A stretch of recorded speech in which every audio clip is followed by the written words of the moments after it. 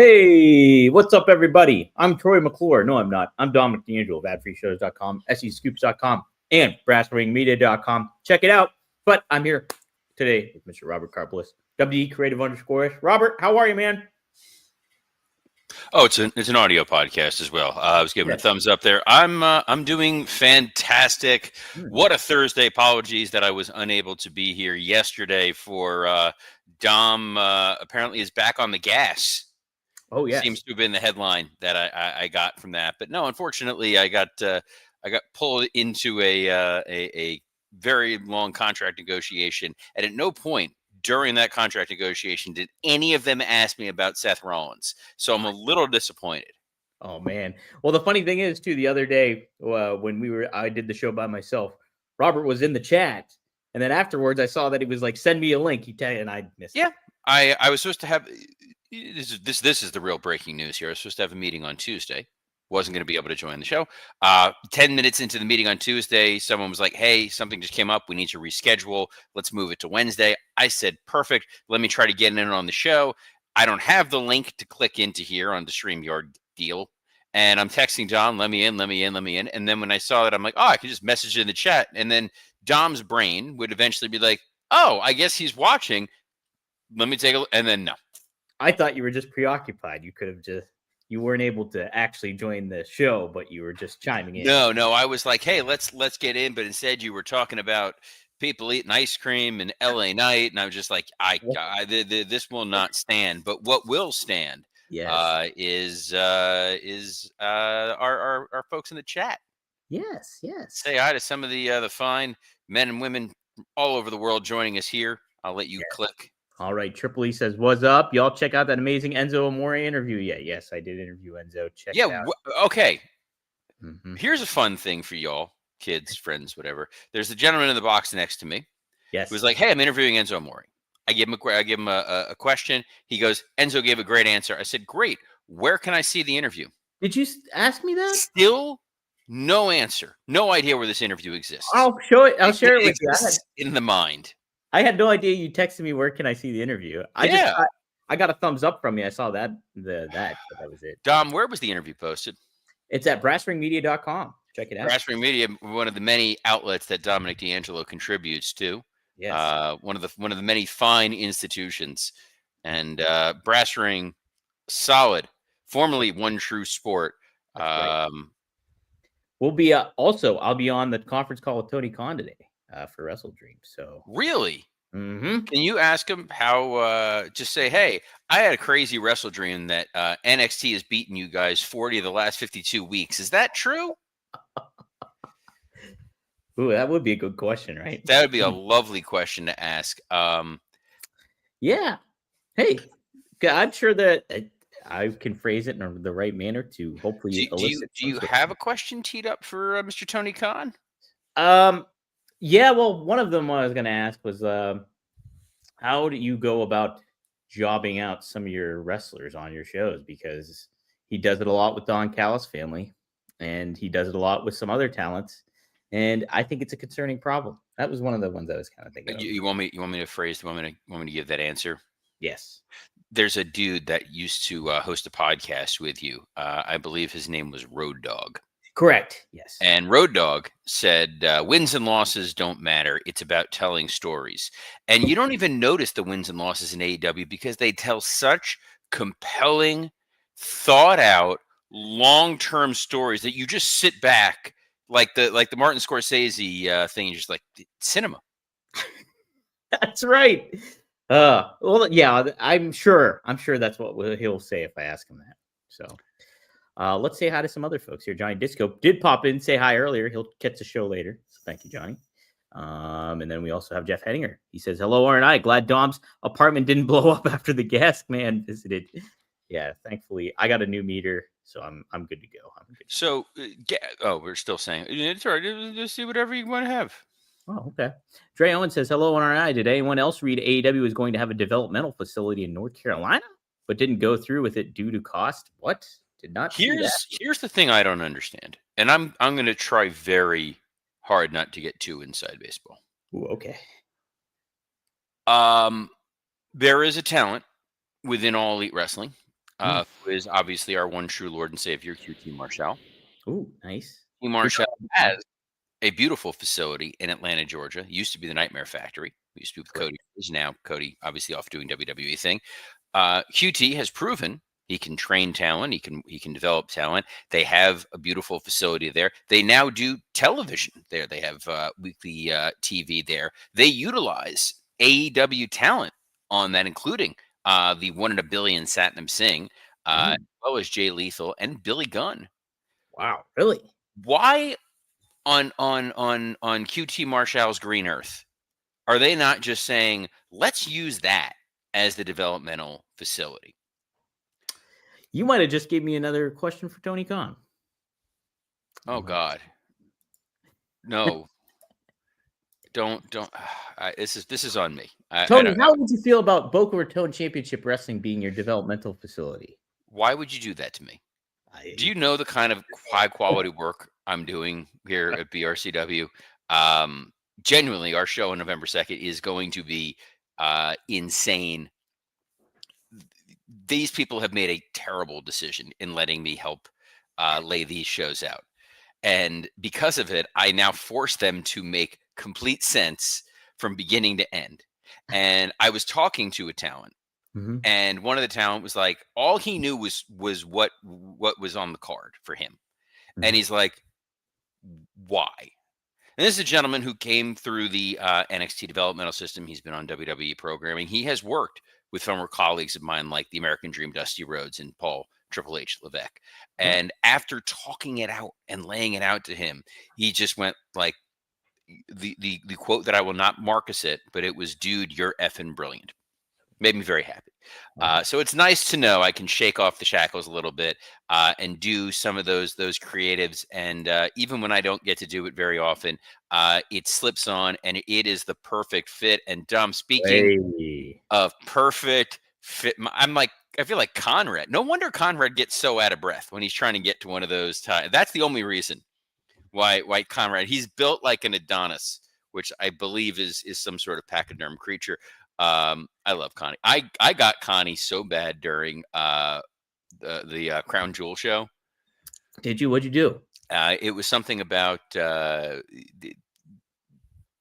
was Roman speared Jay, and he was like, "You speared his cousin," and I'm like, "I didn't think you speared your cousin in Australia. I thought you did that in Alabama." And then tag Conrad, and Conrad popped. That's good stuff. Anyway, Perfect Gene. Yes. What I want to talk about here, because I got it's a little preview down the path. I will not be here for the next few days. I'm traveling up to New York City, not to open a developmental league. Unfortunately, up there for Tony Khan. Tony's not sending me up to New York for that. But while I'm there, you know what's gonna be packed in my luggage? My Perfect Jeans, because they have redefined what jeans can be. You're not gonna have to worry about a crushed undercarriage. Just pure, soft, stretchy perfection. Best thing about these jeans for guys, you can wear them on an airplane and they're super comfortable. I hate being stuck in a seat in an airplane. You're crushed, you're confined in there. But then if you don't put the jeans on the plane, and then you got to pack them, it takes this goes out the window. They have over 400,000 people who have purchased this, with over 30,000 5-star reviews online. That's insane. That's beyond Meltzer levels of how incredible these things are. Don't take my word for it. Don't take Dom's word for anything, because the man's busy trying not to blow up his apartment with gas. Try it yourself, and for a limited time only, our listeners get 15% off their first order, plus free shipping at theperfectgene.nyc, or just Google Perfect Gene and use code Rumor15 for 15% off. That's 15% off for new customers at theperfectgene.nyc with promo code Rumor15. After your purchase, they're going to ask where you heard about them. Please support our show and tell them Rumor and Innuendo sent you. F your khakis and get the Perfect Gene. Everyone keeps trying to make me want to swear. I swear. See that knee? That's a perfect knee right there. That's the Perfect Gene knee right there. I got a pair on right now. The Joker Blues. So get them. Check them out. Oh, damn it. Mm-hmm. Sorry, my wife just texted me that apparently, since we're going up, making our plans and reservations for while we're in the city, and she's just like, "Hey, there happens to be a 10:30 reservations now open at Le Bernardin, as one of my favorite places." And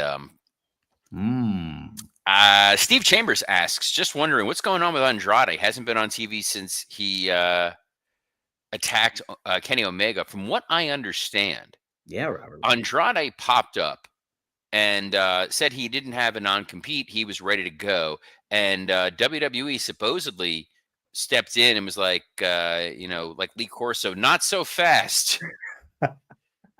There may have been some behind the scenes conversations that are going on right now between WWE and AEW around the utilization of Andrade, and that maybe El Idolo was an El Idioto in reading his contract.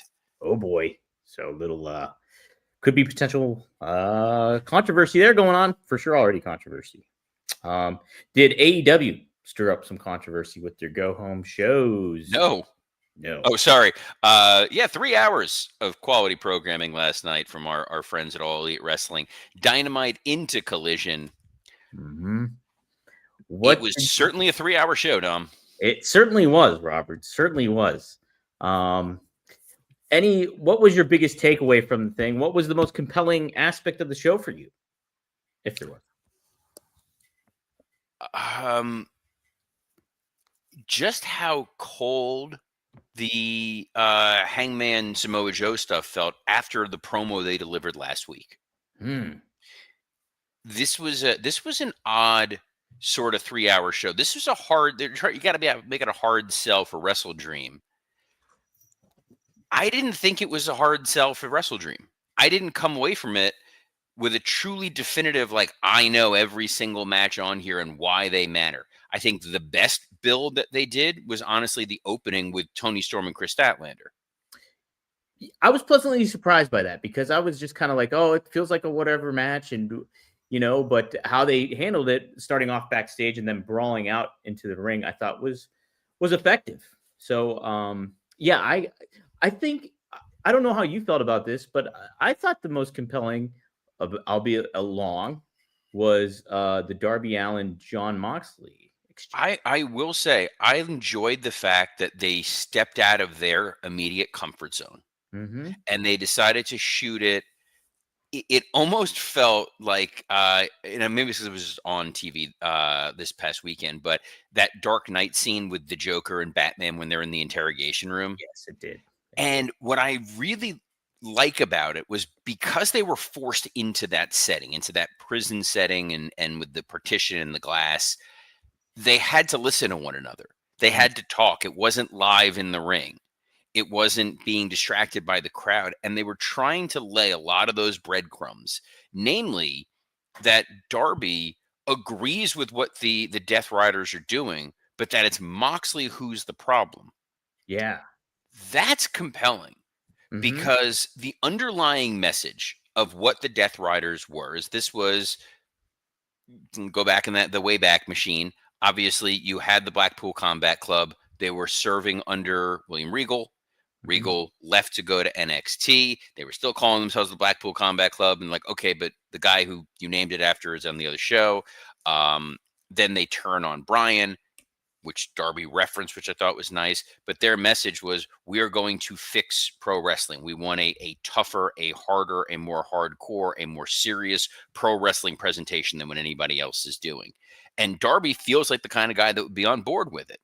So I love the idea of, I like the message, I hate the messenger. That's something you can get behind because now there's that tiniest inkling of Moxley quits and Darby takes over the Death Riders. And that would be compelling for sure because, I mean, for months and months on end, this Death Riders angle has just felt dead in the water. And so if you're able to kind of shake things up, you make Mox go away for a while, you have Darby take over, and whether that he puts like a babyface spin on this faction or he maybe turns heel, I don't know. Either way, I think it's a little bit more intriguing than what we've been getting and will shake things up in a fair fashion. By the way, having used Darby as a heel before, I've used him as a heel, used him as a baby. He is a very good heel because he can go in there, he can take the ass kicking, and he can cut these promos that do get under your skin. He is naturally not a very likable guy, and that's something that it's the Roman Reigns thing. Mm-hmm. When Roman was the super smiley baby face, it didn't work because naturally Roman Reigns is kind of a dick. Mm-hmm. And that's okay. But he was being miscast, and I didn't even mean to do it, but I said dick, so There we go. I also found out apparently my aunt, whom I love, found this show online through her weird algorithm, and I just get a message from her. She's not a wrestling fan, that's not that surprising. Just says to me, "Blue Chew, interesting." And guys, Blue Hey, Chew is interesting. that's right. Because this isn't just a tablet, it's a cheat code for your crotch. Stronger, harder, longer lasting, like someone gave your downstairs a pep talk and a gym membership. This is the original brand offering chewable tablets for better sex. It isn't just about performance, it's about establishing your legacy. And nothing makes you more of a legend than a little Blue Chew. Discover your options at bluechew.com, and we've got a special deal for our listeners. As always, get your first month of Blue Chew free. Just use promo code RUMOR at checkout. Pay $5 shipping. That's it. Join Blue Chew's mission to upgrade humanity one thrust at a time. Head to BlueChew.com for more details and important safety information. And we thank Blue Chew, as always, for sponsoring this episode of Rumor and Innuendo. Thank you, Blue Chew, indeed. Were you thankful for yet another match between the Hurt Syndicate and the Gates of Agony? And it's the Gates of Agony that get the win with a little help from Ricochet. And Robert, I thought they handled this well because I went in there big time skeptic, thinking that Gates of Agony were going to lose yet again and they would look like losers. And that didn't happen. We did get a little chicanery and they got the win. So I was okay with it. But it seems like we're getting a trios tornado tag now at WrestleDream. Did you ever see that movie Tenet? No, I haven't. Oh, okay. So time doesn't make sense. Mhm. This match felt like Tenet. We had the build up to a 6-man. Bad guys won. No Yes. follow-up. We have the street fight. The good guys get their revenge. Story over. Mhm. Now we have the tag match with the outside interference that would clearly set up a street fight we've already seen. Right. Dude, this is like some Back to the Future 2 level what's going on here, alternate 1985 style booking. But that being said, I could watch these dudes wrestle all the time. So Right. I'm all for it. That was great. Claudio Castagnoli beat Roderick Strong. Here's what I love about our friends in All Elite Wrestling. Please. We either get no story or all the story in 12 seconds. So Roderick Strong comes out and I was like, oh, I don't want to see Roderick Strong. And then Excalibur tells this like Homer level epic. This is like the Odyssey of how Roderick Strong is no longer wanting to be associated with the conglomeration, but he's still part of their other group, the whatever the hell it's called. The Paragon. Yeah. And I was like, wait, when did any of this happen? Some of this, I think, just happens in Tony's brain. He just hallucinates a show and then lets it play out. And I love that for him. It's Inception. Let's just keep naming Christopher Nolan movies. We've name-checked The Dark Knight. We've name-checked Tenet, and now Inception. And it's kind of like Memento, where he just forgets what he did. Mm-hmm. And then that's why Brody King has all that stuff tattooed on his body. It's literally the booking from 2022. That's it. It's great. That's why there's Dark Order somewhere under his like rib. Dre Owens goes, Robert, you got to start watching Collision. Oh, I watched Collision this week because it was forced into the 3-hour thing. It was, yeah. If they want to make you care about Collision, I'll watch Collision. It's like saying, oh, you don't understand the main event of WrestleMania? It's because you didn't watch Sunday Night Heat. Right. I don't know. Mark Jacobs is back with Josh Alexander and Hechicero. They took on Jurassic. Jacobs, the clothing brand. Yes, the clothing brand. Oh. Mark Davis, you mean? What did I say? Mark Jacobs? Mark Jacobs. Jesus, Mary and Joseph. Mark Davis. I can't believe I said Mark Jacobs. I literally have it on my thing, Mark Davis. I love Hechicero so much because of how just not great he is and how big a deal they make of him, that if it wasn't for El Grande Americano in WWE, I would be making Hechicero the greatest luchador of all time as this somewhat just generic, thick, borderline, like dull individual. He's like the executioner from WCW NWO Revenge. That's what he feels like to me. Yes. He's like Orb the Executioner in WWF when it was Terry Bam Bam Gordy. Mm-hmm. This was a fine 6-man match. You can beat the Don Callis family 100 times out of 100. By the way, it's Doesn't mean old. anything, though. None of this means anything. This is old school Heenan family booking. You create a stable, they go out there, they lose, but then you just ignore it and you move on. And I liked the character development at the Don Callis birthday celebration. Uh-huh. Don and my son have the same birthday, which I love because I got a text from Lance Storm saying, "Oh, what's your son have birthday?" I'm like, it's your boy Don's birthday too, and he's like, "Yeah, it seems fitting he'd be born on the 13th." But I like the video screen with Takeshita and then Okada turning it off. It's so fun. Yeah, it's stupid. It's fun. I like that the table just needs to get longer and longer, and they just keep adding people. Right. Dogs and cats living together. Young Bucks come out at the end of this 6-man tag. They beat up Jurassic Express. They don't super kick Kenny because we're building that intrigue as to what's going on. I'm using intrigue very, very lightly. How do you feel about $500,000 being on the line for that tag match, Robert? Man, that's a lot of money. So I don't mind it because they were teasing this. They've been doing all these stupid, like, this is for $300,000 and this is for $400,000 in a the hand job or whatever. But that's on Collision. You got to watch Collision to see that. Oh, that's a Collision. Yeah, that's how they tease. But the idea that the Bucks are broke and they were asking for a money match, and now you're making it a money match. Okay, fine. Sky Blue took on Jamie Hayter. Yes. This was not Dark Elevation. This was a real match that happened. And again, to your point of you're trying to build up this Thekla group of evil women. Yes. And every time I see Sky Blue and Julia Hart, they're losing.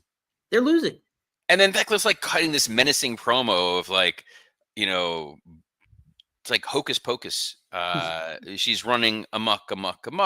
And I don't really buy it because she's surrounded with people who just kind of keep losing. Constant losing. All the time. The Ops main evented Dynamite to take on Roosh, Beast Mortos, and Dralistico. Yes. I really can't wait until Beast Mortos gets his law degree and they keep the mask on him, but they give him glasses. Yes. Oh, nice. And look, Tony, that's what you need to Tony. Like, you need to ask Tony.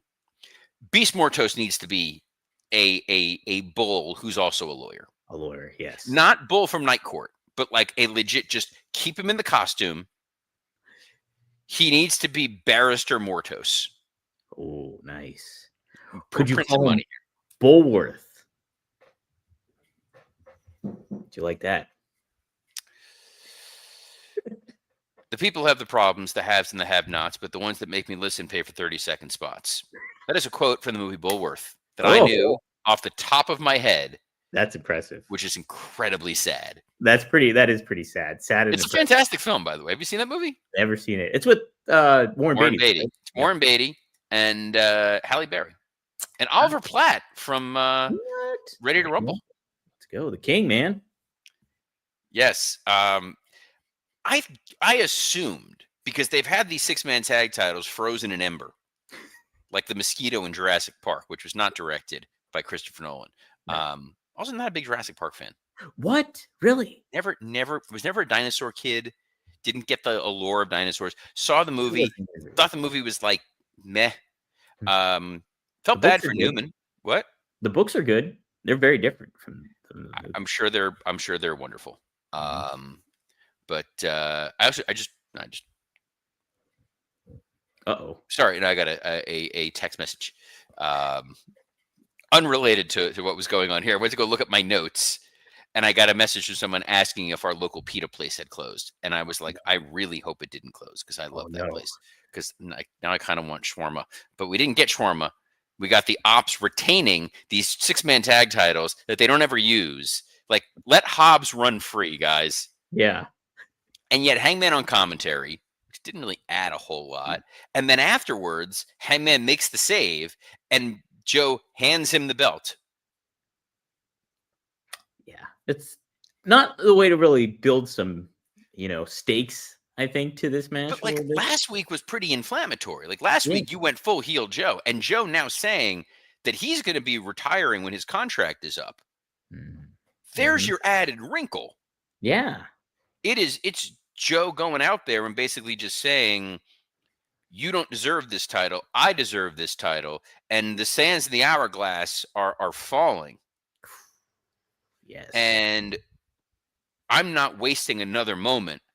I am going to, take the Beast Mortos by the horns, and I'm going to run this sucker. And that was the end of Dynamite. And then there was Collision, and you knew it was Collision because here came Wheeler Yuta and Danny Garcia. That's it. And they competed against Orange Cassidy and Kyle O'Reilly in tag action. And it is the Death Riders who ended up getting the win after a little bit of chicanery in this one as well. I was surprised that Kyle O'Reilly got the visual tap out, though, from Danny Garcia. And but it ended up not being for naught.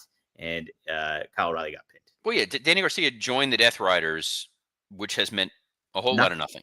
A whole lot of nothing. He is the Josh Alexander of the Death Riders at this point, but with slightly better hair.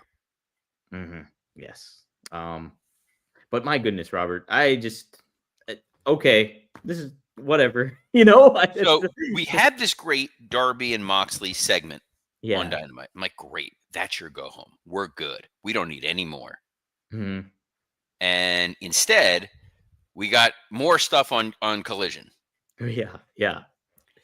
Did you need it? Because we had Darby get attacked after the fact too, with all that. So. I asked you did you need it? No, you didn't need it. Yeah. Okay. Megan Bayne and FTR cut a promo. Mm-hmm. Megan Bayne has a fantastic look. She does. She's great in the ring. Mm-hmm. Did I say promo ability when I just rattled off these positives? No, you didn't. You have good. Brief is best. Mm-hmm. Megan Bayne kind of has the Charlotte Flair delivery. I can see that. Yeah, I can see that. Mm-hmm. But it's not. It's when you're not as good as Charlotte at promos. Don't just. You have Stokely out there. Mm-hmm. Let Stokely talk. Yeah, I don't think she was horrible though. Like not horrible. It's not great. Mm-hmm. Harley versus Megan Bayne was fine. Yeah, it was all right. Like Harley looked competitive and all that. Is she somebody that's Teflon that you can keep jobbing out? Harley, yes. Yeah, you think so? Harley is our truth. I guess that's fair. Harley is you can reinvent her into anything that you want at any point. You're not putting the world title on her tomorrow. Mm-hmm. Oh, Devin Dowling showed up with 2 minutes left in the show to say, "Hey, welcome to the show." Devin. What's up, Devin? Thanks for time. Wrestling Old Head asked, "Who has the best promo upside with Thekla or Megan Bayne?" I think Thekla is a more interesting promo. She's got like just body language charisma a little bit more, I think, too. I think because you know what it is? Because her character is such that she can talk like Ursula from The Little Mermaid. Yeah. That it works. Mm-hmm. Megan Bayne sounds flat and disinterested when she's trying to sound like, you are all peasants and I am Galactus. But at the same time, it's just like, I could be in catering or trying to figure out why I'm with Joey. What if they gave her the Kane gimmick where the voice box thing? I don't mind that. What was great was there was Eddie Kingston and Hook had a little promo. This was ridiculous, Robert. Just the degree of which they don't care about what's going on. Like they genuinely, their promo was how Megan Bayne sounded. Yeah. Hey, we're showing up at, what the hell are we showing up at? What is this? Pre-show? When is it? Oh, Saturday? Cool. We'll be there. Great. I love that. Give me that all day, every day, and I'm very, very happy. I also love the Acclaimed not wanting to work together. And I didn't know they were working together. Did you know they were working together again? Tom, I serve at the pleasure of the president. Main event, the other Kyle, Lance Archer and Rocky Romero. This was unadvertised, by the way. Yeah, versus the Mark Briscoe and Brodito. Mm-hmm. A lot of stuff happened. It was a fine match. Baby faces go over, but again, Kyle Fletcher wasn't involved in the finish, so he's theoretically okay. You'll get to him and Mark Briscoe. Okada comes out and starts murdering people. Takeshita not even there. Good times all around. Yeah. No sign obviously we didn't see MJF, didn't see Mercedes Moné. So is the TBS title forgettable? Like, there's nothing there. I don't know. And then yeah, I don't know. It's a long show. 3 hours is long time, and I guess I'll give it a C minus. Maybe is that too generous, or is that down pat? I think. I don't know. We rate whatever. Yeah, C minus. They could have done better, I think, but it's just a lot of different stuff that overwhelming. So it was an overwhelming kind of part of the course show. So I hope that creates. Well, you know what? They'll be back with WrestleDream. Dom will be back tomorrow. I'll be back later on. I'm recording with Scott Chaplin for Working Stiff. We're scheduled to record at 3:00 Eastern today, so we'll see if that winds up occurring or not. But anytime there's good weather or bad weather or no weather, Scott's Wi-Fi goes down. So we will see. But he and I'll preview a little WrestleDream. Dom's got you covered for tomorrow going into the weekend. But you can catch us every Monday through Friday, whether one of us are here, both of us here, neither one of us are here, on a plethora of platforms, including the WW Creative _ISH X account, the @Dominic D'Angelo X account, the @SE Scoops X account, on YouTube, and Rumor and Innuendo and ad-free shows. Devin Dallin asked, what happened to the Barrasso guy? Justin Barrasso had a change in his schedule, so he told us he was going to be on for a while, and he's going to have to be off for a little bit, but he will definitely be back. He's going to be doing some pre-recorded stuff for us as well that will be plugging into the show. And unlike the Enzo interview, you'll actually be able to find it here on Rumor and Innuendo. So on behalf of the David Foster Wallace lookalike contest winner himself, Dominic D'Angelo, I'm Robert Karpolis. Best of luck in your future endeavors. You're such an infinite jest, Robert.